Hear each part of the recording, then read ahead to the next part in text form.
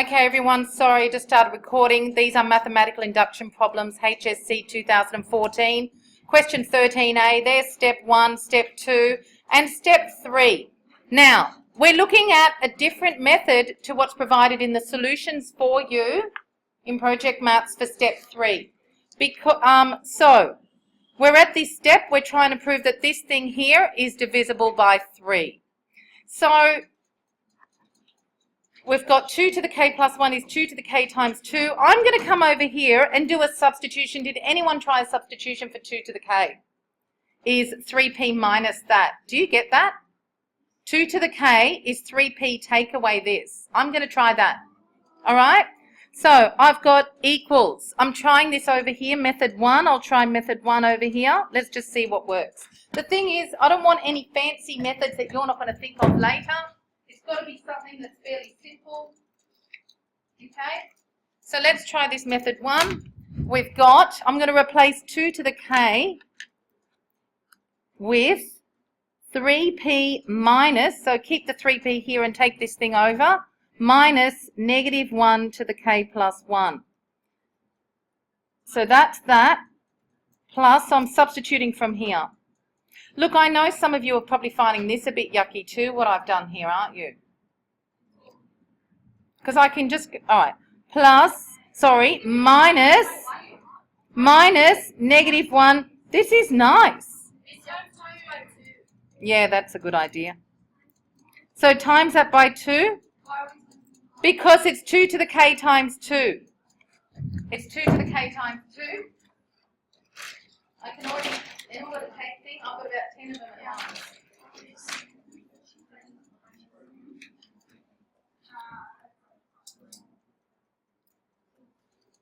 Alright, we're going to try this another way too. So girls, 2 to the k times 2. So then we do 2 times each of those. Isn't that, can I keep it as 2 times 3p instead of writing 6p? Or you can write 6p. That's a normal p. So 2 times 3p is 6p. Then we've got minus 2 lots of negative 1 to the k plus 1 minus negative 1 to the k plus 1. So I just went 2 times that and 2 times that. So I just put the 2 in front of that.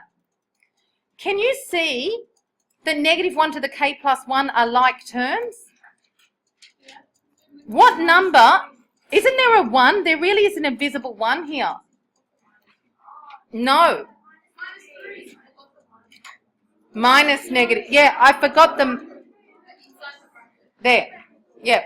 So can you see we've got, girls, you know there's an invisible 1 out the front here? So I've got an invisible 1 here. So that 6p, girls please, the common factor is negative 1 to the k plus 1. Look, watch what I'm underlining. That's a common factor, negative 1 to the k plus 1. And what can I factorise out? Minus 2 and minus 1. It's minus 3, yeah, I know. Girls, all right, look, I'll explain it in another way. Minus 2 lots of that minus 1 lot of that is minus 3 lots of that. So which is 6p minus 3. That's the minus, oh, but it's minus, oh, don't like that. You're right, don't do that. Okay, 6p minus 2 lots of that minus 1 lot of that is minus 3 lots of that. So minus 3 times negative 1 to the k plus 1. I can already see that this is divisible by 3. So 3 is a common factor times 2 lots of p minus negative 1 to the k plus 1. Off screen. So girls, I've got minus 2 lots of that, minus 1 lot of that is minus 3. It's like minus 2x minus 1x is minus 3x. Yep. So I've got 6p minus 3 lots of that. Now that's divisible by 3 because negative 1 to the k plus 1 is negative 1 squared or negative 1 cubed or negative 1 to the power of 4. This is just negative 1 to the power of something, to the power of a whole number. So that equals 3 times q, where q equals 2p minus negative 1 to the k plus 1, which is an integer.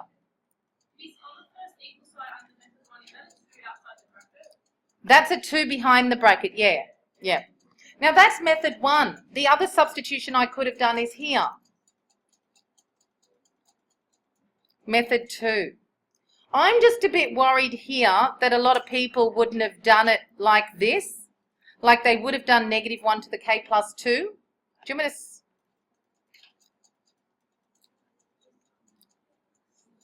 Now, are you happy? I think you need to use that assumption, girls. So you need to say using assumption, step 2. The other way to do it was to make the substitution for negative 1 to the k plus 1. So we can try that. Equals 2 to the k times 2 minus, what substitution do I do for negative 1 to the k plus 1? 3p minus 2 to the k. Minus 3p in brackets minus 2 to the k. This is the other one. Girls, do you know what I'm doing?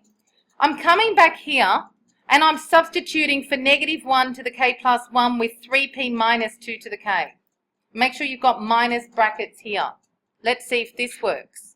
So you've got equals 2 to the k times 2 minus 3p. What have I got now? Plus 2 to the k.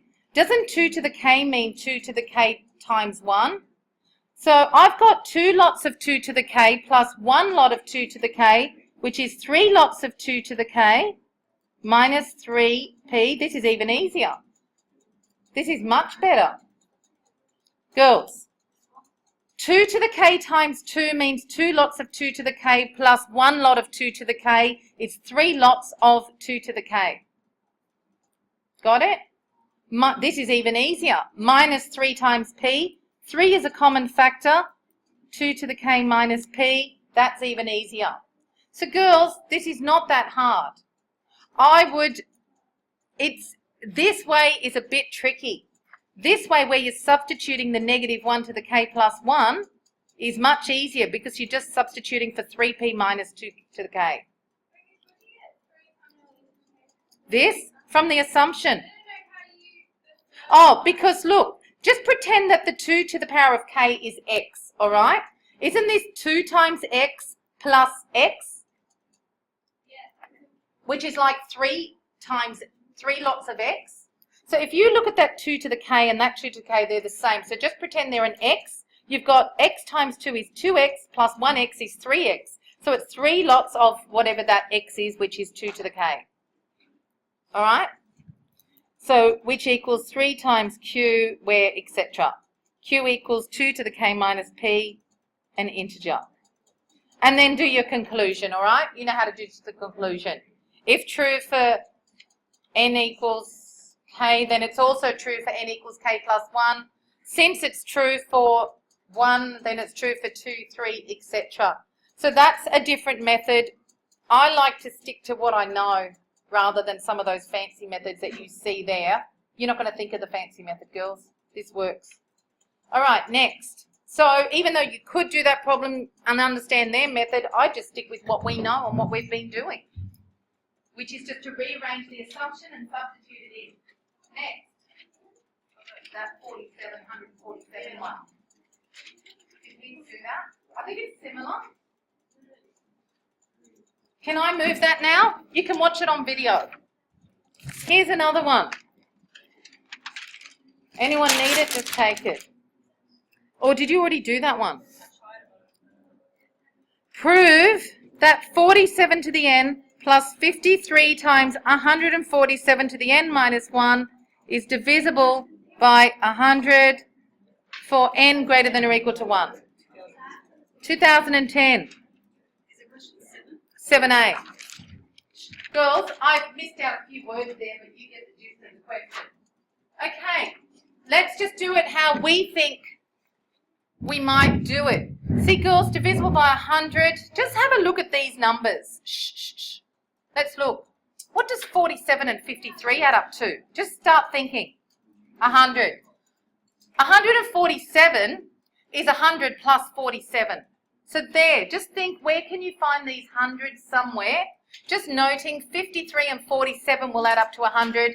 And 147 is the same as 100 plus 47. So if you need to start breaking things up or adding things together to come up with this divisible by 100 thing, these are two places where you might see that. All right? So proving that it's divisible by 100. Let's go. So step 1, is it true for n is 1? I'm just going to go for n is 1, just doing this really briefly. 47 to the 1 plus 53 times 147 to the 1 minus 1 is, what's that, 47 plus 53 times 147 to the 0. Isn't that to the 1? Oh, 100, which is divisible by, you can probably do this bit, which is divisible by 100. That's what I just wrote there.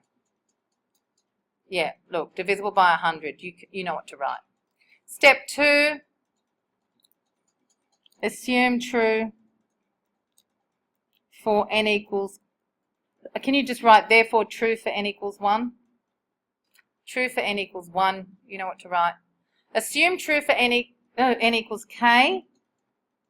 So we're assuming that 47 to the k plus 53 times 147 to the k minus 1 equals 100p, where p is an integer.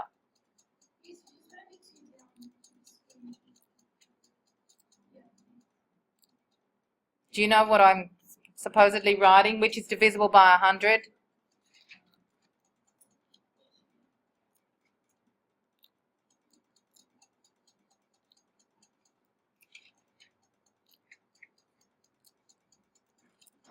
Let me just start, Paul. True for n equals k plus 1, so you're trying to prove this. Right, if you read those examiner's notes, how many people make transcription errors? In other words, they write the question out incorrectly.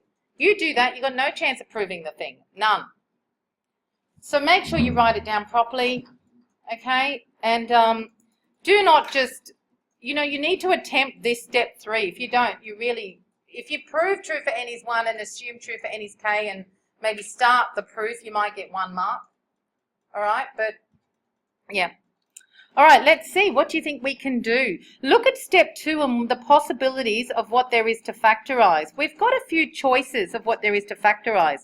We can, like what to substitute. We can substitute this bit in red if we can get that looking like that, or we can substitute for the 47k is 100p minus that.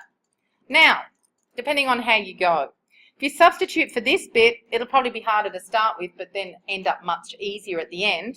If you substitute this, you're going to have some tricky algebra as you go through. But it's up to you. What do you think we want to do? I don't know, we can try both ways. I'm going to try both ways, all right? Let's go with, do you want to substitute the 47 to the k first? And that, because that's really easy there. So what do you think I should do now? That's 47 to the k times 47 plus 53. Instead of writing times, oh no, I will, 147 to the what? Look, I can write it as k, but guess what's going to be coming through? I would like to write it as k minus 1. Can you see what's coming through? Girls, see this? Listen, I don't want to put k there. I want to do it like this. K minus 1 plus 1 for a sec. I'll tell you why. I'll show you. No, I'll tell you why I don't want k. You know why? Because look what I'm going to substitute up here. 147 to the k minus 1. So if I write this instead of as k plus 1 minus 1, I'm writing k minus 1 plus 1. Same thing. Because I'm going to write this as 147 to the k minus 1 times 147. I'm thinking. I haven't tried this, girl, so I'm just coming along. Now, let's make the substitution. Ready? Instead of putting the 47 to the k and then the 47 next, I'm going to write 47 first, and now what do I write? 100p minus that. 100p minus 53 times 147 to the k minus 1 plus 53 times 147. What do you think I should write here? I'm going to write this as k minus 1 times 147. Do you know why I'm doing that? So I've got 147 to the k minus 1 as a common factor. This is a horrible, horrible number. Yeah. And it's a question 7A in the old one. So question 8's the last question in those old papers. So you're expecting it not to be so easy. Remember, we're trying to do, yeah. I'm subbing for the 47 to the k. It becomes minus. No, it's 100p minus all of that. Because it's 47 to the k plus all of that. That goes over, it's a minus. No, no, you're adding, that is just like, that's one thing. That's one thing. Okay, now, I'm going to write this as 4700p. Well, I don't know yet. Minus, isn't it? This is getting me nowhere, by the way. Can I just go? No. And your way's probably going to be better. This is getting me nowhere. I think we have to break up the...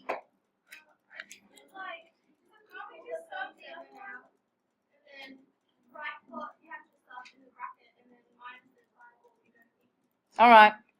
So what did you do? Is that getting us nowhere? Girls, what's 53? Ooh, it's horrible. Yeah.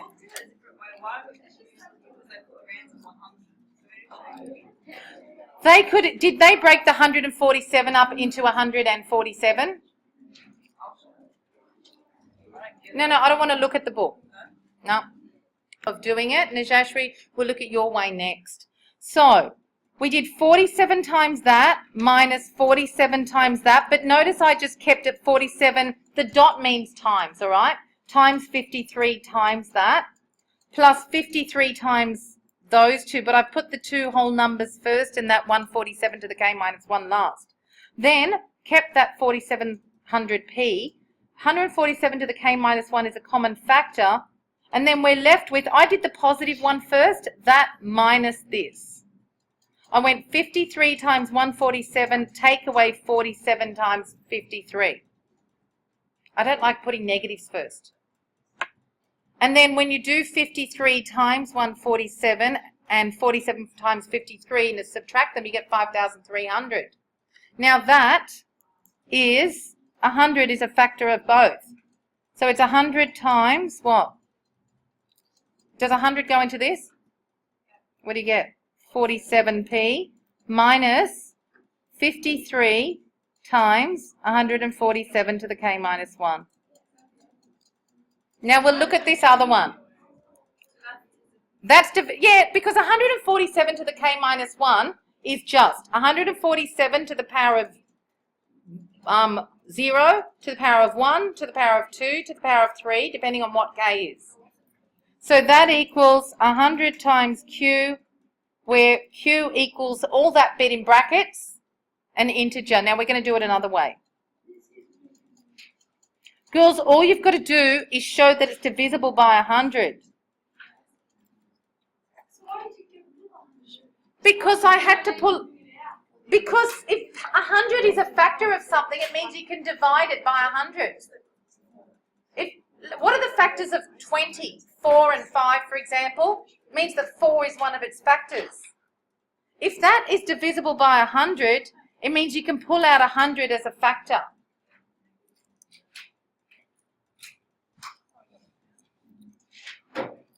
Which is divisible by 100.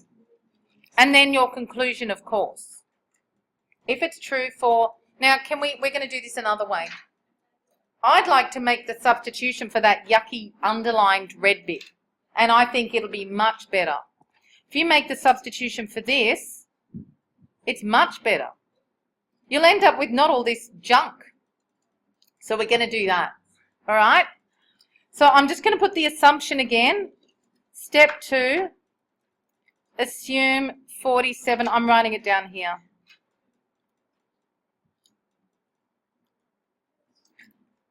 All right, now I'm doing it again.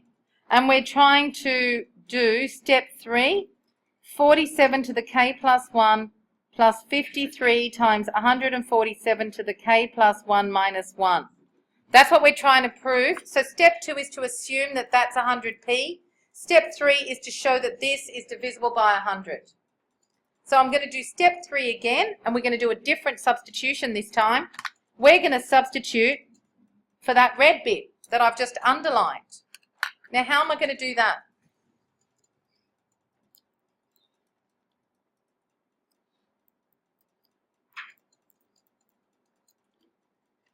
I want to make this look like that. So I go plus 53 times 147. What should I write? To the k what? Minus 1 plus 1. Right? Next line. 47 to the k times 47 plus 53 times 147 to the k minus 1 times what? Good. Now I can substitute this 53 times 147 to the k minus 1 with this 100p minus 47 to the k. Much easier. Is that what you did, Najashri? Right, which is 47 to the k. So girls, what's the motto of the story?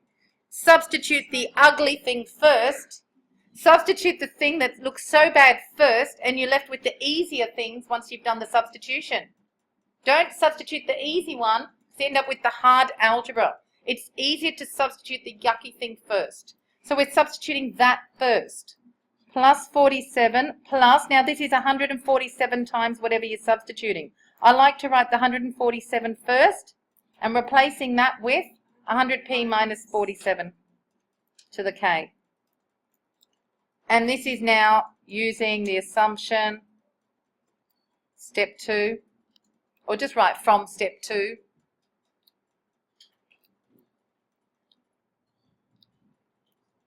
So now, the thing is, but we got to pull out 100. So what do we got? 47 to the k times 47 plus, I'm actually not really liking this one.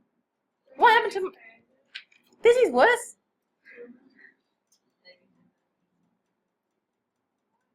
Well, it's 14700 minus,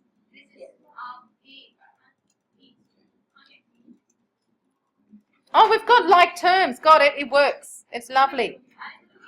No, it works. Look. It's, yeah. Oh, where's my P? P? Good. So I've done that times that, and that times that gives me a negative. Girls, these are my like terms. Where's my red? My like terms are underlined in red. It's okay. This works. Girls, I've got 47 lots of 47 to the k minus 147 lots of 47 to the k.